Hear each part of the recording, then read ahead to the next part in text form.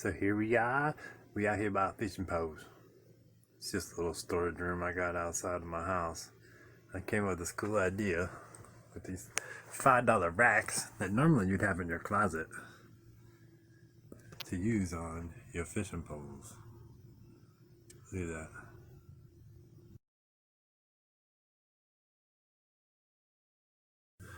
You got this one down here.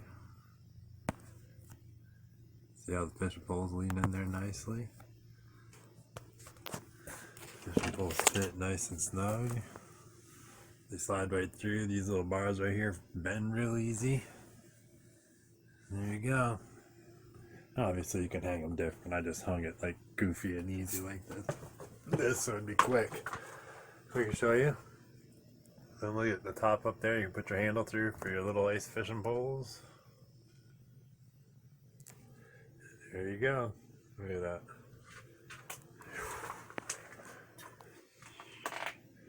And there's your fishing pole holder. Cheap, $10. Couple screws.